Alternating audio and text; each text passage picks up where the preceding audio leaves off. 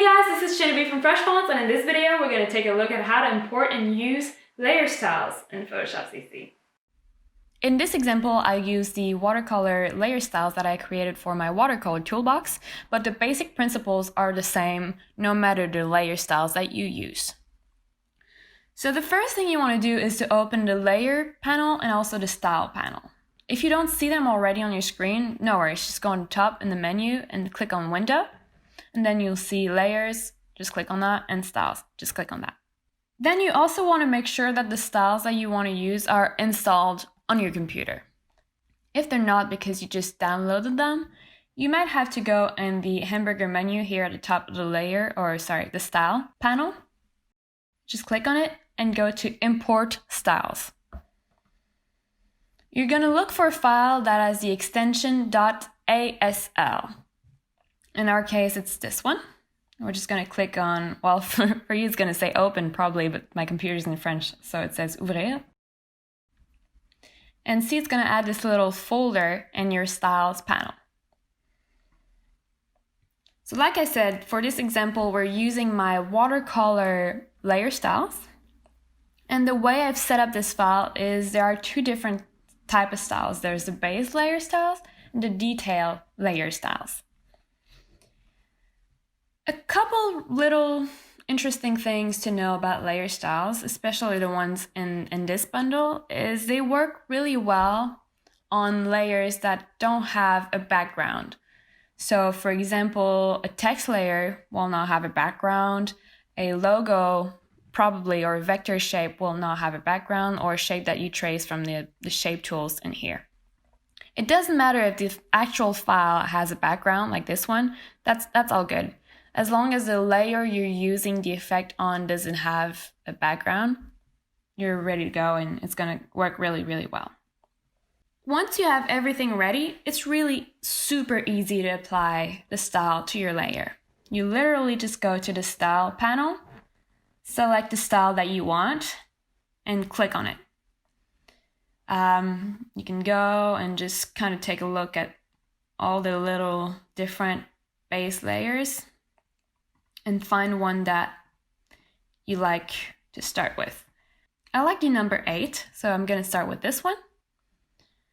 But I'm not quite sure of how I like the positioning on this little blotch here. It just doesn't look quite as good as I'd like. So I'm going to go in my layer panel right here. I'm just going to make it skinnier. There we go. And on the right, you'll see you have little effects icon. If you double click on that, you're going to open the layer style panel. And in this layer style, you get to really tweak all the different effects. That's not necessary. You can get really good results without getting into that. But if you're really into the nitty gritty, you can just go and tweak every little setting. We're going to go to pattern overlay. And that's where you get to adjust the pattern.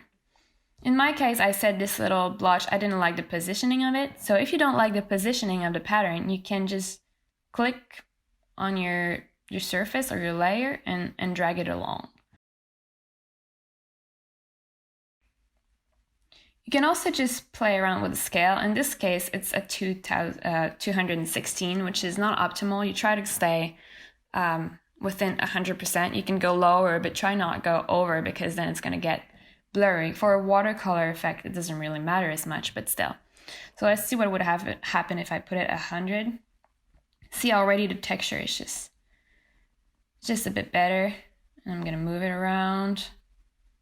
And yeah, I quite like that. I can change the opacity as well if I think it's too light or too dark.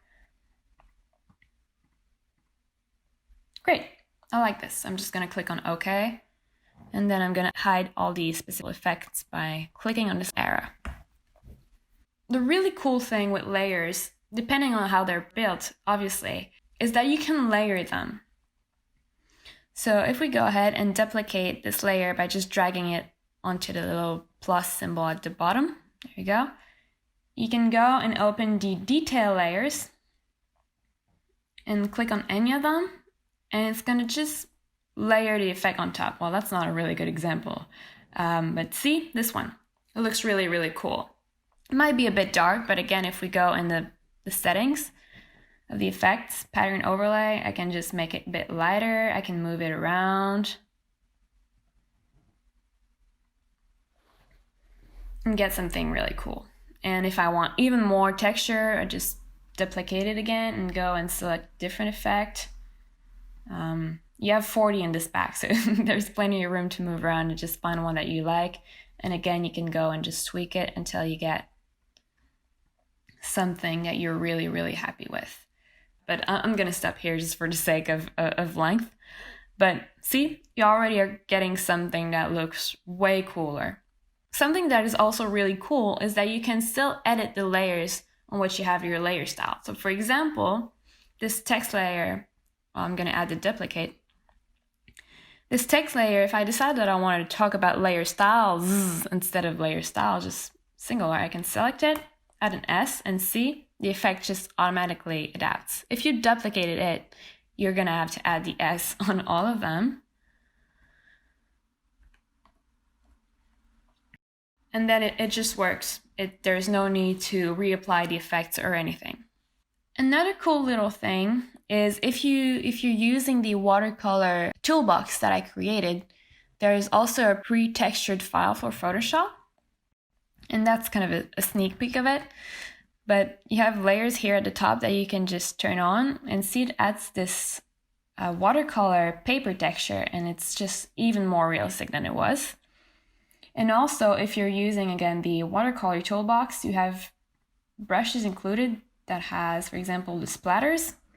And that's, in my opinion, the key element to making it look even better. It's a bit small. Is to add some splatters around it.